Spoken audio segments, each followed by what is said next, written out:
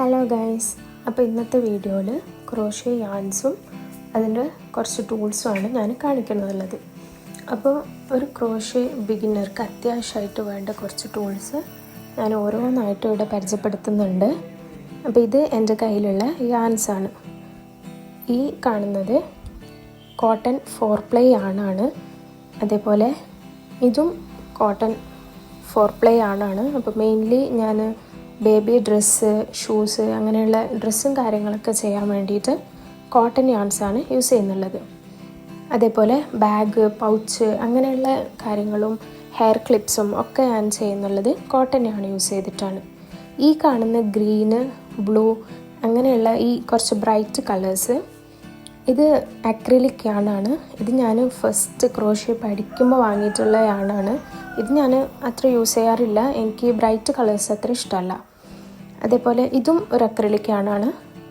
ഈ കാണുന്നുള്ളതും ഈ കളറിൽ ഞാൻ ഓരോ ഷൂസ് ഉണ്ടാക്കിയിട്ടുണ്ട്. അത് ഞാൻ മുമ്പത്തെ വീഡിയോസിൽ കാണിച്ചിട്ടുണ്ടായിരുന്നു. അതേപോലെ ഇത് കോട്ടൺ 4-പ്ലൈ യാണാണ്. ഇതിപ്പോൾ ഇത്രേ ബാക്കിയുള്ളൂ. അതിൽ ഞാനൊരു ഡ്രസ്സ് ചെയ്തിട്ടുണ്ടായിരുന്നു. ഈ ലൈറ്റ് ബ്ലൂ കളറും ഈ പിങ്ക് കളറും ഇതും കോട്ടൺ 4-പ്ലൈ യാണാണ്. ഞാൻ മെയിൻലി 4-പ്ലൈ യാണാണ് യൂസ് ചെയ്യാറുള്ളത്. ഇത് ഒരു നൈലോൺ യാണാണ്. ഇത് ഞാനൊരു ബാഗ് ചെയ്തിട്ട് കഴിഞ്ഞു. ഈ യാണ് ഇത്ര കംപ്ലീറ്റ് ആയി. അപ്പോൾ ഇനിയുള്ളത് കുഞ്ഞു കുഞ്ഞു ടൂൾസാണ്. അപ്പോൾ ഇത് നമ്മൾ സ്റ്റിച്ച് മാർക്കേഴ്സ്. ഇത് വാങ്ങുന്നതിന് മുമ്പ് ഞാൻ സേഫ്റ്റി പിന്നായിരുന്നു സ്റ്റിച്ച് മാർക്കറായിട്ട് യൂസ് ചെയ്തുകൊണ്ടിരുന്നത്. അപ്പോൾ ഇത് ഞാൻ അടുത്ത് റീസെൻ്റ് ആയിട്ടാണ് വാങ്ങിയത്. അതേപോലെ ഇത് യാൺ നീഡിൽ. അപ്പോൾ ഇത് നമുക്ക് നമ്മൾ സ്റ്റിച്ചസ് ഇപ്പോൾ ചെയ്ത് കഴിഞ്ഞ് ഒരു ക്രോഷ്യോ പ്രോജക്റ്റിൻ്റെ ആ ഫൈനൽ ടച്ച് വരുത്താനും അതിൻ്റെ വേറൊരു അപ്ലിക്സ് ജോയിൻ ചെയ്യാനും വേണ്ടിയിട്ടാണ് നമ്മൾ യാൺ നീഡിൽസ് യൂസ് ചെയ്യുന്നുള്ളത്. അതേപോലെ ഇത് ക്രോഷ്യോ ക്ലിപ്സിൻ്റെ ആക്സസറീസ് ആണ്. ഈ ടൈപ്പ് ക്ലിപ്പിലാണ് ഞാൻ ക്രോഷ്യോ ക്ലിപ്സ് ചെയ്യുന്നുള്ളത്. ഇത് ചെയ്യുന്ന ട്യൂട്ടോറിയൽ വീഡിയോസ് ഞാൻ വേറെ അപ്ലോഡ് ചെയ്യും. ഇത് നമ്മൾ ബാഗ് ചെയ്യുമ്പോൾ വേണ്ട ആക്സസറീസ് ആണ്. ബാഗിൻ്റെ സ്ട്രാപ്പ് കണക്ട് ചെയ്യാനുള്ള ക്ലിപ്പും ഇത് അതിൻ്റെ മാഗ്നറ്റ് ബട്ടണാണ്.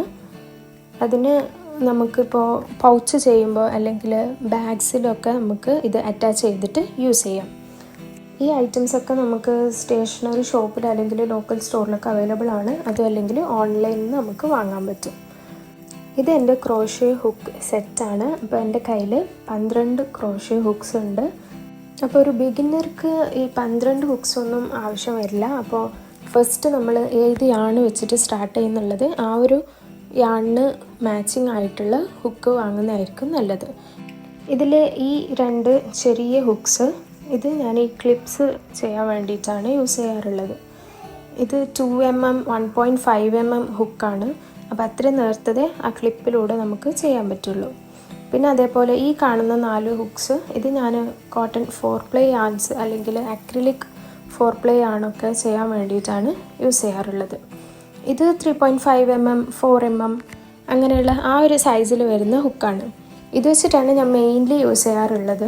അപ്പോൾ ഇത് നമ്മുടെ വലിയ ഹുക്സാണ്. നമ്മൾ പ്ലഷി യാൺസ് അല്ലെങ്കിൽ വലിയ ടൈപ്പ് യാണ് 8-പ്ലൈ ആണ് 10-പ്ലൈ ആണൊക്കെ ചെയ്യുമ്പോൾ യൂസ് ചെയ്യാറുള്ളതാണ് ഈ ഹുക്സ്. ടീഷർട്ട് യാൺ വെച്ചിട്ടുള്ള പ്രോഡക്റ്റ്സ് ചെയ്യുമ്പോഴും നമ്മൾ ഈ ഹുക്സാണ് യൂസ് ചെയ്യാറുള്ളത്. ഇത്ര മാത്രമല്ല, വേറെയും ക്രോഷ്യോ ടൂൾസ് വരുന്നുണ്ട്. നമ്മൾ ഇപ്പോൾ ബേബീസിൻ്റെ പ്രോഡക്റ്റ്സ് അല്ലെങ്കിൽ റാറ്റിലൊക്കെ ചെയ്യുകയാണെന്നുണ്ടെങ്കിൽ വേറെയും പ്രോഡക്റ്റ്സും കാര്യങ്ങളൊക്കെ നമുക്ക് ആവശ്യമായിട്ട് വരും. മെയിൻലി ഒരു ബിഗിനർ അല്ലെങ്കിൽ ഒരു ക്രോഷ്യോ പഠിച്ചു വരുന്ന ഒരാൾക്ക് മെയിൻലി അത്യാവശ്യമായിട്ട് വേണ്ട സാധനങ്ങളാണ് ഞാൻ ഈ കാണിച്ചിട്ടുള്ളത്. ഇതിലേതെങ്കിലും ടൂൾസിനെ കുറിച്ചിട്ട് ഡൗട്ടുള്ളവർ കമൻസിൽ ചോദിക്കുക, ഞാൻ റിപ്ലൈ ചെയ്യുന്നതായിരിക്കും. അപ്പോൾ അത്രയേ ഉള്ളൂ. Bye guys.